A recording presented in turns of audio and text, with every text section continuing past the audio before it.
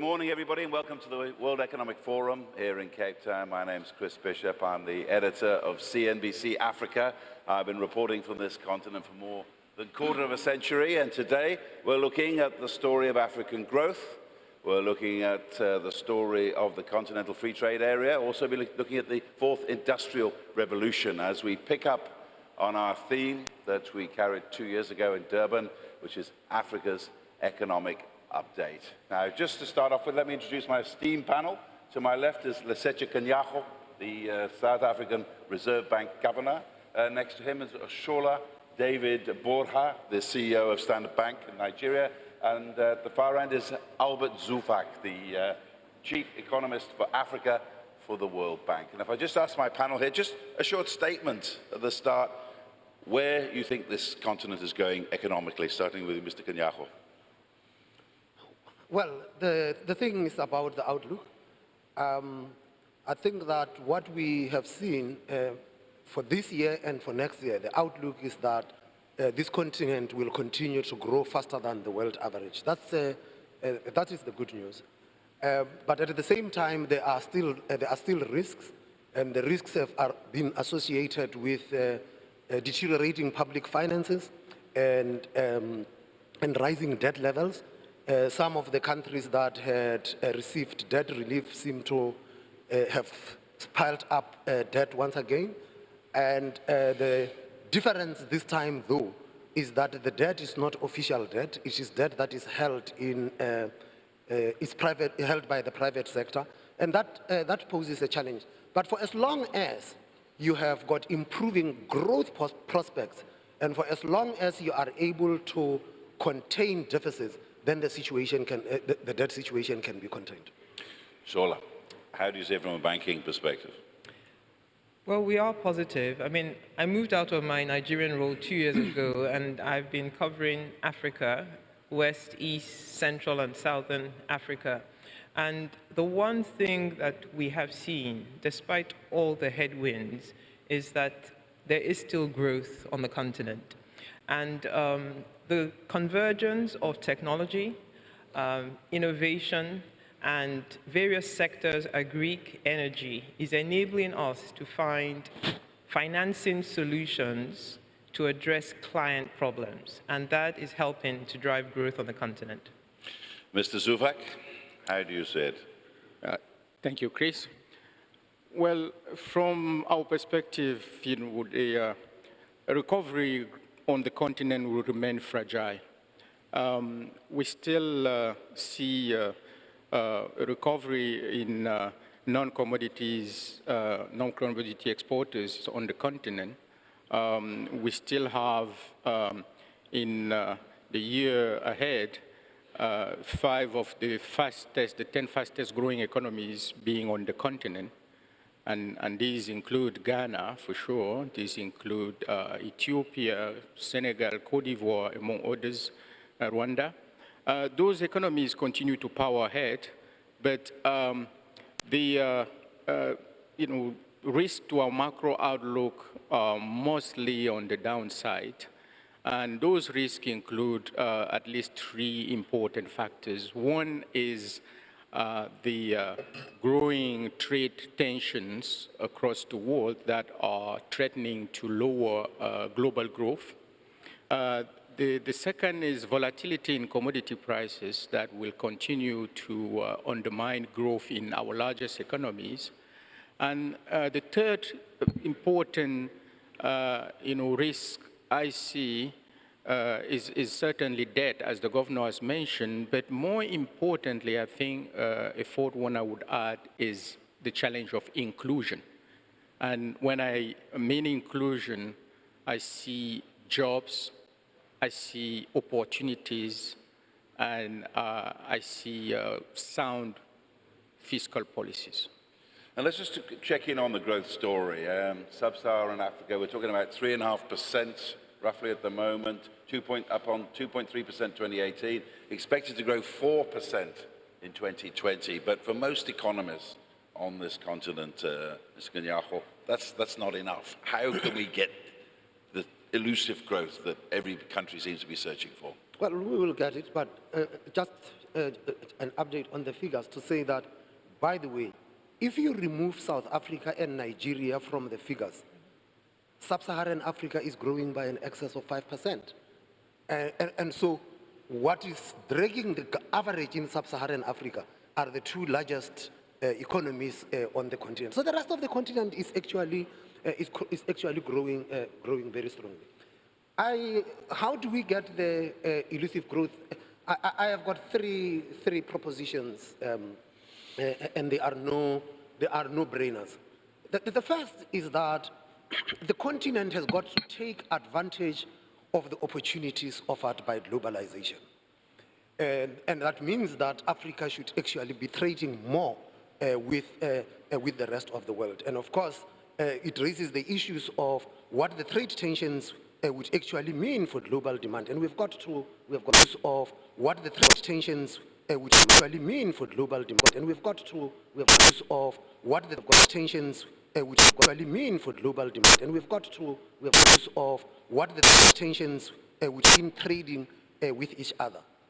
Part of it had to do with what I would call behind the border barriers to trade. And that talks to the issues of moving the goods across the continent. Trading is one thing, but how is our logistics framework, how is our logistical system within the continent to move the goods across the continent, varying from everything from different rail gauges to how long it takes to move from one part of the African continent to the other. Those are issues.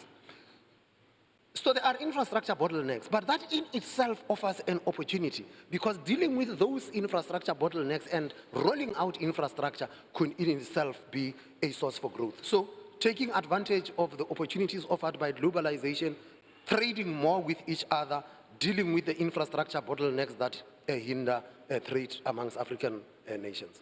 Sure, if we get straight to this issue, I mean, this continental free trade area has been described very recently by the finance minister here in South Africa, Tito Mboweni, as like one of the biggest things that's ever going to affect this continent in the century to come. So how much do you think it could change the game? I think it's a game changer. We're talking about, 1.2 billion people on the continent, a combined GDP of $3.4 trillion. And the reality is that trade has been occurring informally on the continent. What the Continental Free Trade Agreement does is, first of all, it helps to formalize a lot of what is going on that is not recorded. It also helps to provide standards by which all the countries can be measured on. And moving the percentage of intra-Africa trade, no matter how small, is going to be huge progress. Like Mr. Governor said, obviously there are lots of challenges ahead. Infrastructure is one of them. But the exciting thing is, if you think about the availability today of digital infrastructure, we've got AWS and Microsoft that are investing in the cloud on the continent. The ability to deploy innovative digital solutions, I think will enable intra-Africa trade. Afrexim is talking about putting in place a payments platform to enable trade. So a combination of infrastructure, having the right payment platforms, being able to ride on the digital infrastructure that is being put in place, telecoms infrastructure, is fairly well advanced in Africa, I think would help to enable growth. And obviously the financiers are here. Standard Bank is certainly well positioned to drive trade on the continent. Albert, at the moment, inter-European trade 69%, Asia about 59%, Africa a mere 18%. Now, the World Economic Forum hopes that by 2040, with the help of possibly a continental free trade area, that this will double by 2040. How ambitious is that? Look, that's clearly ambitious, but not impossible. But I think we need to all acknowledge and celebrate the fact that as the rest of the world is raising barriers and building walls, Africa has decided to embrace trade. And I think this is a great achievement, is the right decision, is the right move from our leaders. And I agree with Minister Tito, it is certainly one of the biggest achievements of our African Union since its inception. Now, for it to really become a force of economic transformation, we still need to work extremely hard. There are issues of, non-tariff barriers, as the governor mentioned. We need to build the infrastructure needed for trade, intra-African trade, to actually take place. But there is another very important dimension. I actually see two very important dimensions on which we need to be working extremely hard. The first is building intra-African value chain, regional value chains, and that's where the jobs will come from. We need to actually, work extremely hard in allowing a spatial distribution of activities across the continent, acknowledging that not a single country will be able to produce all the goods that they need. The second very important element we have to work hard on is the free movement of people. And what has happened in the past week is not very reassuring. This is actually one of the most important agenda moving forward. If the free trade agreement is to lead to an increase in intra-Africa trade. But let me just add one thing, Chris, on your question on how do we really ignite higher or sustained growth. I think, to really solve that question, we need to get to a deeper understanding of sources of growth on the continent. Yes, a number of African countries are still growing very, very fast, but it is clear that our growth is very, very volatile. And the reason our growth is volatile is because our largest economies are all commodities dependent. So we need serious structural change. We need transformation in our economies, switching sources of growth from agriculture and mining and oil towards more service and manufacturing for countries that can still do it. So that structural transformation is needed. Mr. Kanyahwa, one of the questions that people have about this continental free trade area is how it's going to work, particularly when it comes to payments and settlements for goods across borders. But you already have an idea of how it could work within existing infrastructure. Yes, we can. I think that it's all well to talk of a continental payment system. But payment systems are run by central banks. We do not have a central bank yet for the continent. So we must make and do with what we have. So there are three big payment systems, regional payment systems on the continent. There is the East Africa payment system, there is the West African payment system, and there is the SADC RTGS.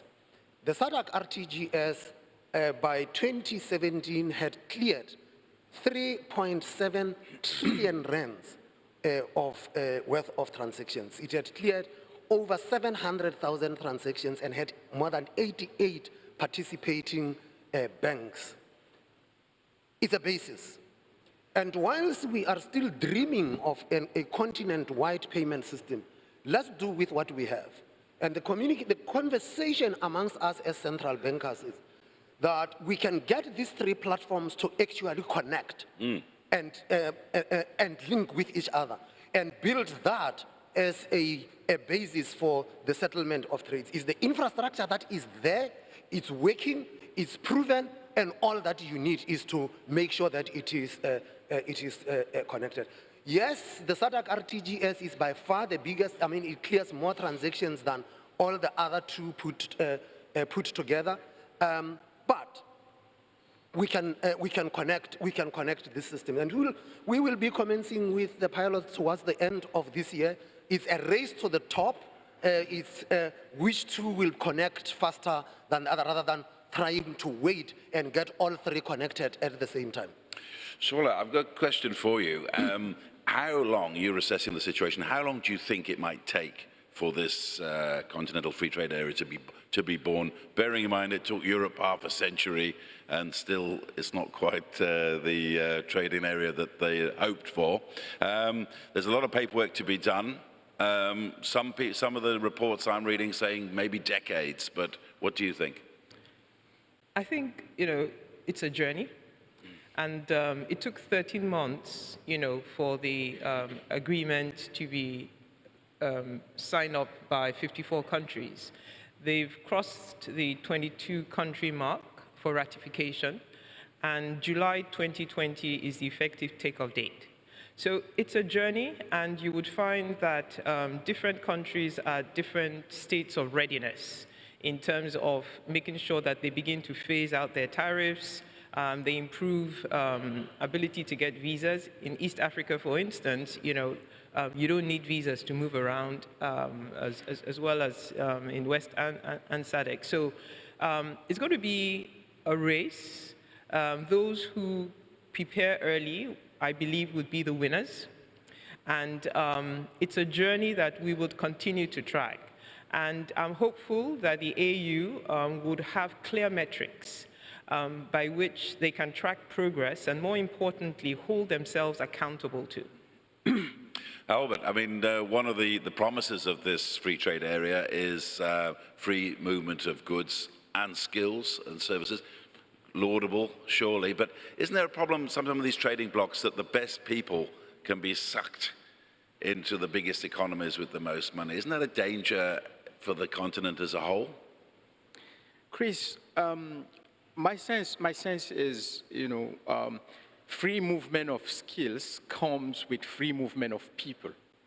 So the first thing, or the next agenda from my perspective for the AU, is to implement this, African passport they've been talking about. I think that's the first step if we are really serious in implementing this agenda, because, as we move to the digital economy, as we move to, to implementing this agreement, we cannot think of an economy based in services that does not allow free movement of people. I think this is the most important, point. Now, will that lead to people moving and concentrating to different countries? Very likely. But if we are thinking Africa instead of thinking countries, which is the principle under which we have embarked on this journey, then this shouldn't be such a worry. The worry would be, are we as Africa claiming a bigger share of world trade, yes or no? Are we as African actually trading more within the continent? Are we actually creating the kind of value chains within the continents that will generate the millions and millions of jobs needed by our youth and our women, our girls? I think these are the questions. I mean, Shola, if I can come back to you quickly, a lot of people I've been talking to here at the World Economic Forum say this isn't the time for nationalism, this isn't the time for economic nationalism. It's laudable. To me, that's the hope of the world, but I don't know. How likely is it, you think, that there can be this joint political will to see through this very important move in the economics of this continent? Right. Well, we've seen the political will to actually get the agreement ratified. I think what we need to see more on the continent is better economic governance.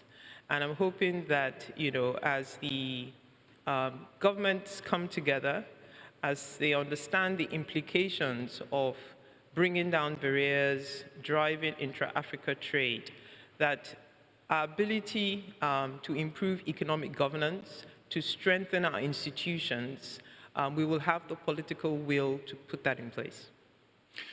And Mr. Kanyako, so there's a lot of paperwork to be done yet, putting things in place, measures in place.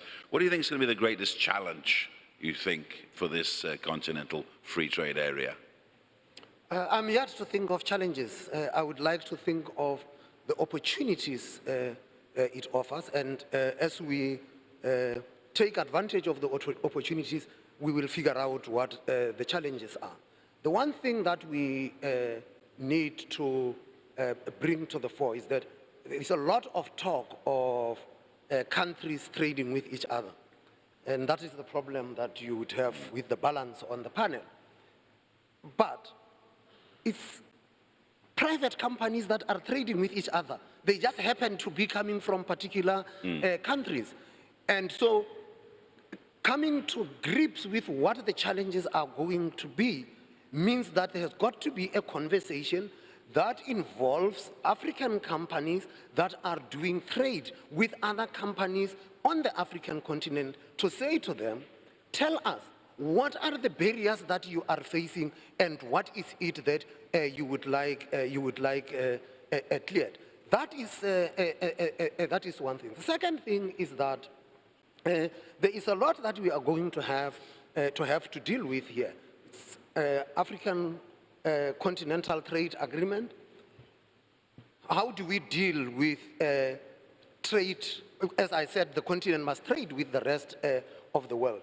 There are going to be people with not such cool intentions who would want to take advantage of these things. So setting down the ground rules is going to be the next important thing to look at.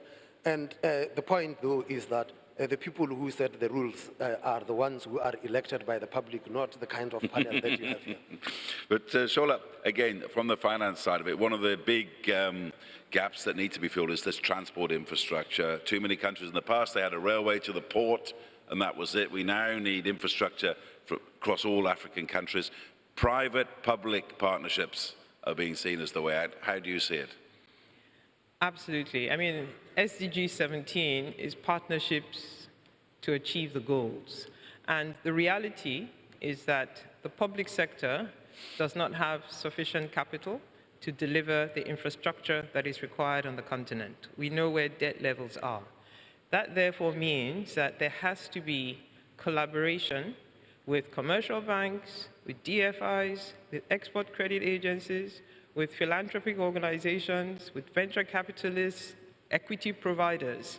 And the only way you can get all these stakeholders working together is when you have a clear regulatory and legal framework.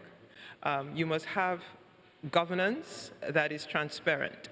One of the best examples I like to refer to is the South African, the Renewable Independent Power Procurement process, the office, whereby they publicly stated their renewable plan over the next 5 to 10 years. There was transparency in terms of the licensing bids. And therefore, the private sector had the confidence to invest in renewable energy. About $14 billion has come in through that program. And that's a model that can be replicated. So clear rules, a governance structure, and bringing all the different parties together is how we will be able to attract the much needed capital.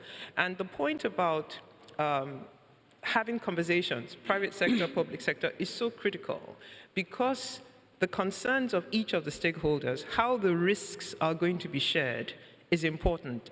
It has to be a sustainable project. The tariffs have to be cost reflective. So those are the conversations that have to be had, and you then put in place a platform by which these funds can come in. Albert, how do you see the flow of investment here? I mean, because one of the fascinating promises of this is that you can invest in one country and have access to 50-odd others. I mean, like in Europe. How do you think that could reignite capital flows into this continent?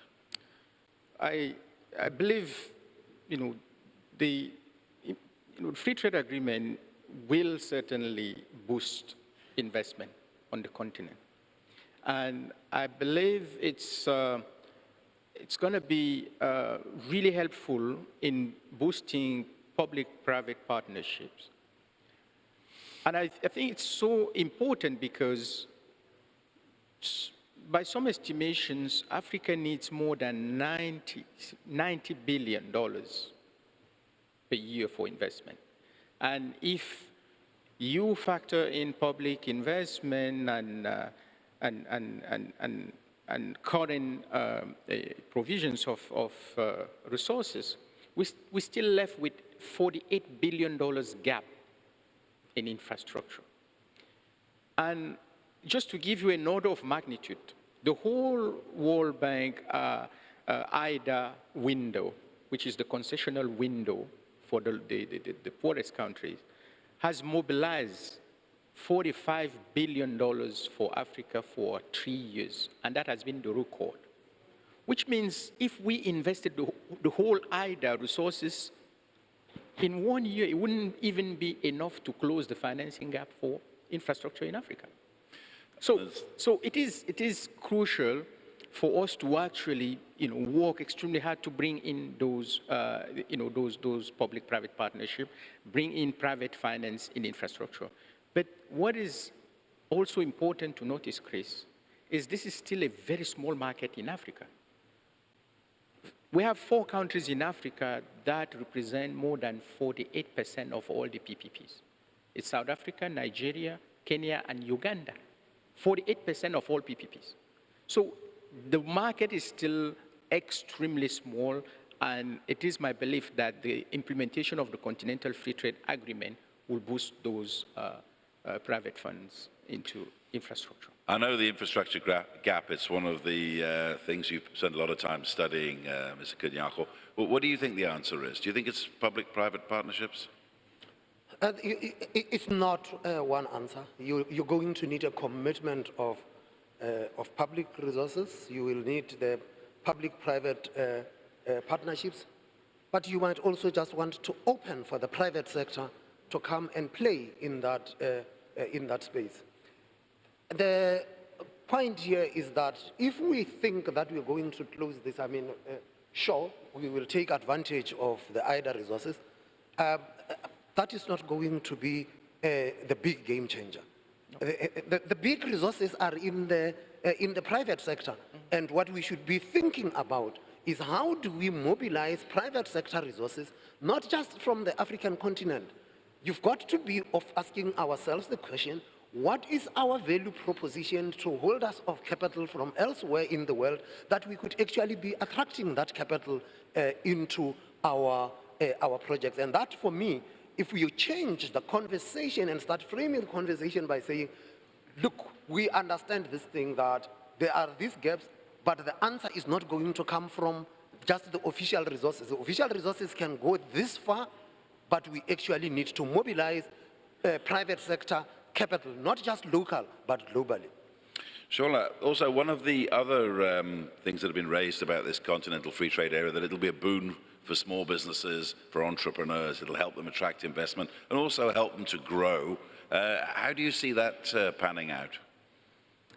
I think Africa is primarily driven by small and medium enterprises, traders, small businesses.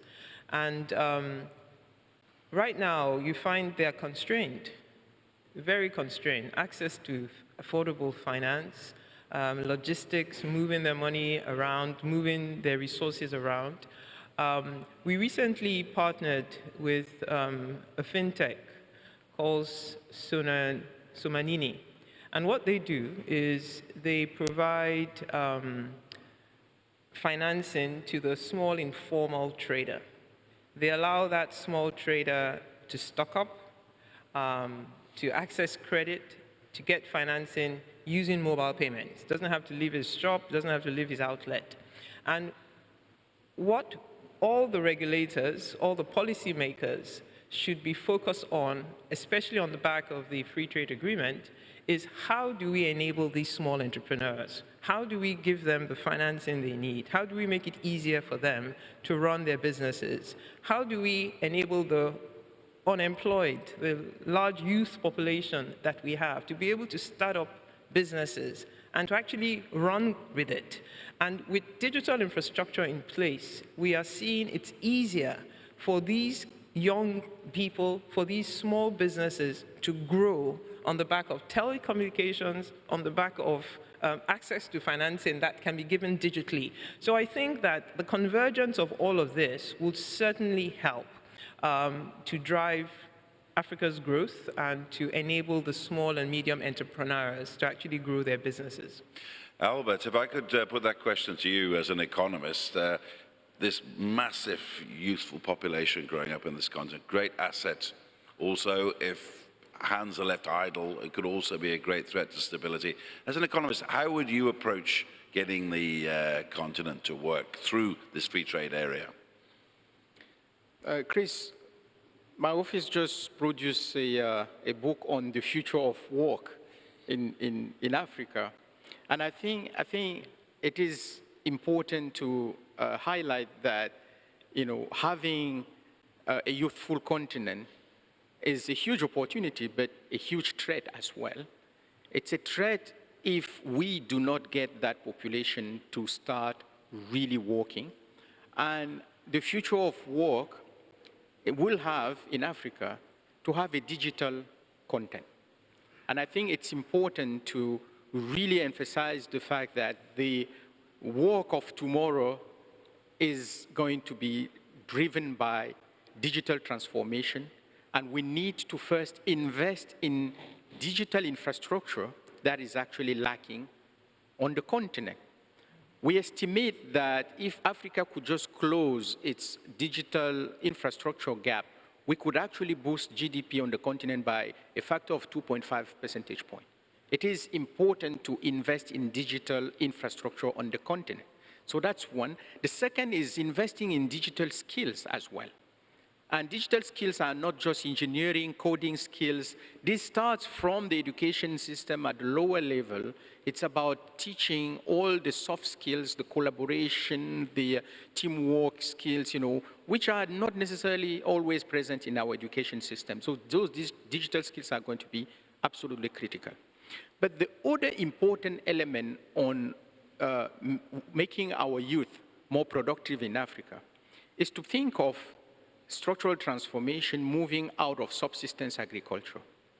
We have now a report at the World Bank showing that poverty is actually essentially, in Africa, essentially a subsistence agriculture problem. 80%, actually 83% to be precise, of our poor in sub-Saharan Africa live from subsistence agriculture. If we're to solve the problem of productive employment, we need to transform our agriculture. We need to move away from subsistence agriculture towards a agriculture that is actually more agribusiness than subsistence. And this, again, I see the potential for the Continental Free Trade Agreement to allow Africa to feed itself. Most of those subsistence farmers can grow if they have larger markets, if they can actually have the right infrastructure to access those markets across the continent. And that certainly, I hope, would happen. Which brings us smartly to our next theme, the fourth industrial revolution, one of the big themes here at the World Economic Forum. Shola, if I could come to you, I want to talk about exactly how it could change the game again.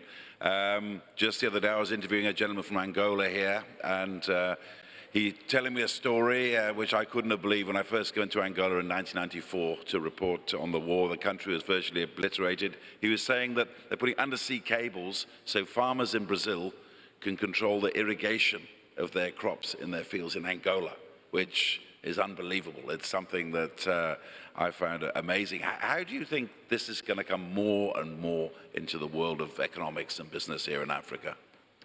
Yeah, I think the fourth industrial revolution is going to disrupt all sectors. That's clear. And, but it's also an opportunity. And I think Africa needs to take advantage of that opportunity. We raised some financing for Mkopa Solar. It's a solar off-grid company run out of Kenya.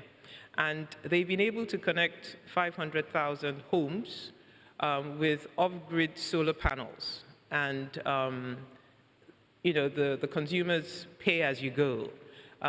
We raised $55 million for them, and they intend to increase that to 1 million homes. Add another 1 million homes to that, and that is a combination of finance, technology, renewable energy, and they are achieving very easily what the large energy infrastructure projects haven't been able to achieve. So I think technological disruption is good in every single sector, and hopefully it will help us to better address and find solutions to the many problems we have on the continent. Mr. Kanyako, the fourth industrial revolution is upon us. What changes do you see for good or ill? I take you to the words of Amina Mohammed, the Deputy Secretary General of the UN, who was here. She said, the picture has shadow as well as light when it comes to the fourth industrial revolution. How do you see it? I see a lot of light. The point here is that every big revolution that we have seen, can look at the previous ones and say that the elements of the next one are always getting seen in the previous one. And I don't know, it would be a matter of time before we start talking about the fifth industrial revolution. There might be elements of it already in the fourth industrial revolution. Well, one sees lots of opportunities, and I think that for the continent, the early aspects of it and the biggest, where the continent actually leapfrogged, had actually been in financial services. In many respects, Africa became a leader in mobile payments and all of that stuff. And in those respects, I think the example that was given earlier, you are going to see that kind of leapfrogging taking place. I think that the important thing for me is the conversations that we are going to have with labor and organized labor. Because many of them are in denial and they think that you can fight this fourth industrial revolution instead of asking how do we embrace this and how do we engage with it differently. And for me, the way in which governments have got to think about it is to think about it like when you are doing a major structural reform program, that whilst as a whole we will be winners, there are going to be some losers. And so when there are some losers, how do you take care of the losers, because they could actually potentially cause trouble. And I want us to move from the logic that says that, which is the logic advanced by organized labor, to say that you must protect jobs. We are already facing high unemployment. Let us protect the jobs. You can't protect jobs. You can't protect jobs. It's just a wrong approach. We can protect people, and that is what we should be focusing on, and saying that in the transition, as the fourth industrial revolution sets in, there are people, there are skills that are disappearing because they are no longer relevant. And what programs, what interventions do governments put in place to transition people from the old jobs to the new skills in the fourth industrial revolution? And if our focus is going to be, we must protect jobs, then we are going to fail. We can protect people, and that is what we need in order to make the transition. Aldo, if I come to you as an economist, I mean, I think Mr. Kanyako is right. The unions, the labor movement, sorry, is not likely to be very kind when it comes to the fourth industrial revolution. I was looking at some World Economic Forum research yesterday, said for every job lost, 1.79 jobs will be created. I don't know what 0.79 of a job is, but I'm sure the labor movement is not going to be that much. How do you see that playing out? Because, as you know, it's very, very strong on this continent. That's right. Chris, the research we just completed and published in this Future of Work is actually pointing to the fact that there is more light than shadow. In fact, we find that the fourth industrial revolution will create more jobs than it will destroy on the continent of Africa. And there are many reasons for that, and I may not get into all those details, but you should read the book for sure. But we do find that there are a couple of myths to dispel here. First is to think of that fourth industrial revolution as something that will come in the future. It's already here. Africa is already leapfrogging. And if you don't believe me, ask the people in the financial sector in Kenya, ask the people in the health sector in Rwanda and Ghana how the digital is disrupting the way people work, the way we deliver services, right? So it's already here and it's happening. Second myth is to think of that fourth industrial revolution as a sector as opposed to existing ones, as opposed to manufacturing or opposed to agriculture or others. It's in fact the case that digital transformation is a cross-cutting phenomenon that has the potential to raise productivity across sectors. So even if you are in agriculture and even if you are illiterate, digital transformation can actually increase your productivity. That's what we are finding. And we're doing a lot of research and a lot of work that's going to be, again, published, in the next year. We are finding a lot of hope that digital transformation will create more jobs in Africa than it will destroy. But there is one concern, Chris. My biggest concern about the digital transformation and the fourth industrial revolution in Africa is it going to be done without Africans? Or what role will African companies, African startups, African inventors play? To me, that's the biggest challenge. Well, Shola, I mean, we've been mentioned here in the financial sector, it's growing, it's fast. Just give us your take on it and how it is changing already our world. Yes, I mean, big disruption, and everybody is trying to get into the financial services sector. But, it's a huge opportunity as well, and we are collaborating with our competitors, as well as competing with our competitors. We recently invested in Founders Factory Africa, which is an incubator, accelerator for fintechs on the continent. And already there are fintechs who are devising solutions under Founders Factory Africa in Ghana, in Nigeria, in Uganda, in Kenya, across the health sector, across education. And it's exciting. You go to Kenya and the whole ecosystem, they call it the Silicon Savannah, enables the growth of innovation and technology. So we think it's exciting. And, there will be winners and losers, but ultimately efficiency is up, costs are lower, people experience greater value. And therefore, I think that it's a momentum that is building, and the important thing is to make sure that, as the convergence continues, the whole world really is going to be operating on platforms, and you have to get on that platform. Well, unfortunately, we've run out of time, but one last quick comment from yourself, Mr. Kanyaho, on this fourth industrial revolution.